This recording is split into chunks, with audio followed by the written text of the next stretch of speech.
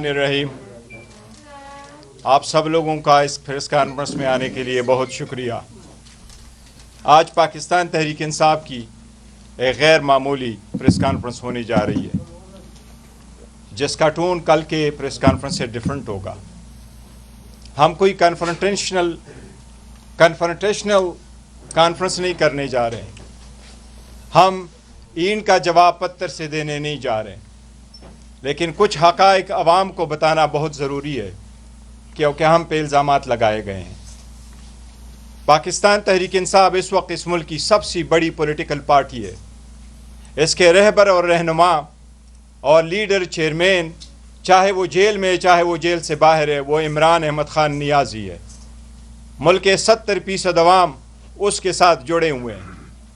वो मुल्क, कौम और जमहूरियत के लिए इस वक्त सियासी बुनियादों पे बनाए गए केसेस में बंद है। हमारे साथ जो कुछ गुज़श्ता अरसा में हुआ है, अवाम को बताना ज़रूरी है। 180 सीटों से 91 के साथ बैठे, आज 76 रह गए। रिज़र्व सीटें ली गई। औरतों बच्चों पे जुल्म हुआ। हमारे साथ जो ज़्यादतियाँ हुई हैं वो अपनी एक दास्तान है। हमारी अपनी घर की सीट भी चली गई, हमने कुछ भी नहीं कहा। हम सब्र करते रहे कि मुल्क में जमहूरियत हो।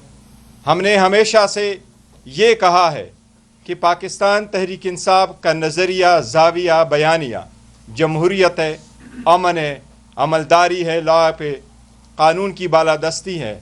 और ख़ान साहब ने हमेशा कहा है पाकिस्तान भी हमारा, फ़ौज भी हमारी। जब मई 2025 में सख्त वक्त आया तो बावजूद इसके कि हम किन सख्तियों से गुज़र गए थे, हम पाकिस्तान के साथ रहे, अवाम के साथ रहे, अफवाज पाकिस्तान के साथ रहे। हमने उनके रोल को सराहा, हम उनके साथ खड़े रहे, और हमारे ही कुछ कंट्रीब्यूशन ने इस मुल्क को एक बहुत बड़े कामयाबी से हमकिनार किया। हम ये वाज़े करें कि इसके बावजूद कि 26वीं तरमीम में क्या हुआ था, 27वीं तरमीम किस तरह मंजूर हुई, इन सब कुछ के बाद हम समझ रहे थे कि शायद आखिरकार हम बेहतरी की तरफ चले जाएंगे। लेकिन कल की जो प्रेस कॉन्फ्रेंस हुई उससे बहुत सख्त मायूसी हुई।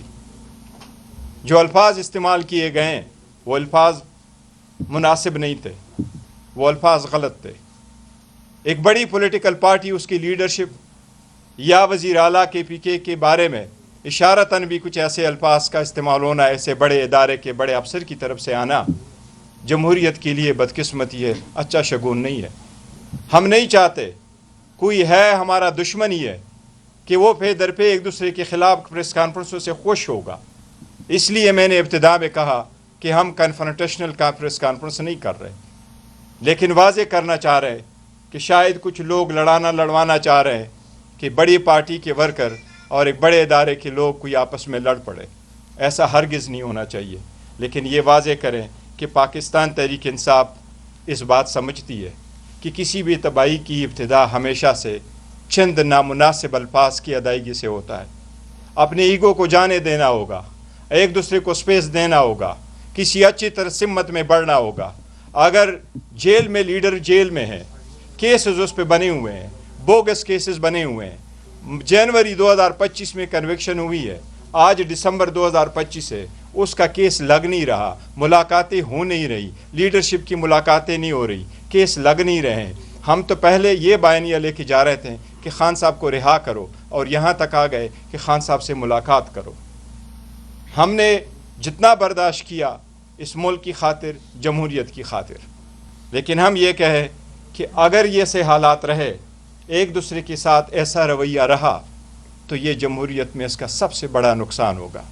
और अगर नुकसान होते जा रहा है तो जिस तरह आजकल के अल्फाज है, जमहूरियत की ऐसी की तैसी हो जाएगी, जो नहीं होना चाहिए किसी सूरत। ये मुल्क डिज़र्व करता है कि ये फले बड़े बेहतर हो। लेकिन अगर किसी ऐसी तरफ चल पड़े और इसी रवैये के साथ चले, फिर 1 माइनस नहीं होगा, फिर एवरीवन माइनस हो जाएगा, जो नहीं होना चाहिए। अब भी वक्त है, मैं कहता हूँ टून ईज़ करें, बेहतरी की तरफ जाएं। मैं ये भी रिक्वेस्ट करूँगा कि मंगल वाले दिन की जो मुलाकातें हों उस पर भी पाबंदी ना हो, बहनों की मुलाकातों पे सियासत ना हो। बहनों की मुलाकात तो एटलीस्ट हो, अगर केसेस लग नहीं रहे, उठा नहीं रहे, तो ये मुलाकातें भी ज़रूर हो।